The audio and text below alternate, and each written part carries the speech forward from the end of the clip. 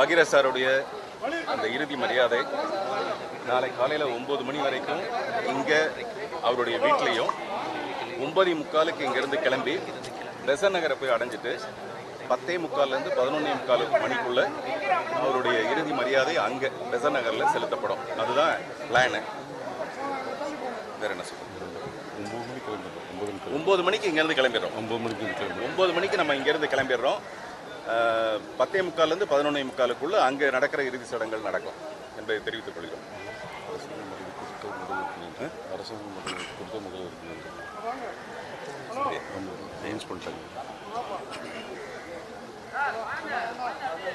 பாகிராஜ் சாருக்கு திரையுலகத்தில் அவர் பண்ண புரட்சிங்கிறது மிகப்பெரிய ஒரு விஷயம். அதை மரியாதை பண்ணி நமது மாண்புமிகு தமிழக முதல்வர் அரசு மரியாதை கொடுத்திருக்கிறதுக்கு எங்களுடைய கோடான கோடி நன்றிகள். பர்சனலாக நான் சொன்னோம்னா என்னுடைய வாழ்க்கை முதல்ல இங்கே தான் ஆரம்பிச்சிட்டு. நான் பேசும்போது பல நேரத்தில் நான் முடிஞ்ச வரைக்கும் சொல்கிறேன். நான் முதல்ல அசிஸ்டன்ட் டைரக்டராக சேர்ந்த புதுசில் இதே வாசலில் தான் நின்றுட்டுருப்பேன்.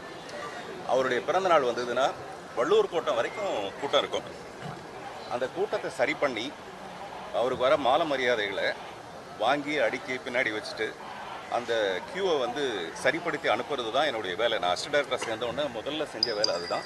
இன்றைக்கி நான் அதே வேலை தான் செஞ்சிட்ருக்கேன். இப்போது அதை நினைக்கும் போது எனக்கு அந்த ஃப்ளாஷ்பேக் தான் வருது. அப்போ அந்த இடத்துக்கு வேறு ஒருத்தர் வந்துடக்கூடாதுன்னு நினச்சேன். நான் மெதுவாக இப்போ கூட மாண்புமிகு முதல்வர் வரும்போது அவர் எனக்கு ஆறுதல் சொல்ல வரும்போது என்னால் தாங்க முடியாமல் எனக்கு எல்லாமே அவர் தானே சார் அப்படின்னு. ஐநோ அவருக்கும் நீங்கள் அப்படி தானே அப்படின்னாரு. ஸோ அந்த மாதிரி அவருக்கு நான் எல்லாமுமா இருந்தால் கூட அந்த அவருக்கு பணிவிட செய்கிற அந்த உதவியாளர்ன்ற அந்த பகுதி அந்த பங்கு மட்டும் வேறு யாருக்கும் போயிடக்கூடாது. நான் ஒரு டைரக்டராகி வெளியில் போயிட்டேன்னா அவருடைய பிறந்த நாள் அன்னைக்கு இந்த மரியாதைகள் அவருக்கு வர மாலை மரியாதை வாங்கி வைக்கிற மரியாதையை வேறு யாரோ செய்வாங்கல்ல, அது எனக்கு உடன்பாடு இல்லை. நான் டைரக்டர் ஆகலைன்னா கூட பரவாயில்ல, கடைசி வரைக்கும் அவருக்கு நான் உதவியாளராகவே இருக்கணும்னு ஆசைப்பட்டேன். அப்புறம் முடியல. அது ஏதோ ஒரு வகையில் நான் அசிஸ்டன்ட் டைரக்டர் ஆனது டைரக்டருக்காக தான், டைரக்டர் ஆகணுங்கிறதுக்காக தான். அப்படி நான் டைரக்டர் ஆனதுக்கு அப்புறமேல கூட முதல்ல அவர் ஒரு விளம்பரம் கொடுக்குறாரு. பாரதி ராஜா கிட்டேருந்து எப்படி ஒரு பாக்யராஜ் வந்தானோ அந்த மாதிரி பாக்யராஜ்கிட்ட இருந்து ஒரு பார்த்திபன் வரப்போகிறான் அப்படிங்கிறத நான் படம் பண்ணுறதுக்கு முன்னாடியே ஒரு கணிச்சவங்க. அந்த மாதிரி இந்த குரு சிஷ்யன்றதுக்கான விஷயம் அநேகமாக இந்த ஜென்ரேஷனுக்கு அப்புறம் யார் இவ்வளோ பெரிய ஒரு மரியாதை வச்சுருப்பாங்கன்னு எனக்கு தெரியல. அவருக்கு எப்படி அவங்க டைரக்டரோ அந்த மாதிரி தான் எனக்கு எங்கள் டைரக்டர்.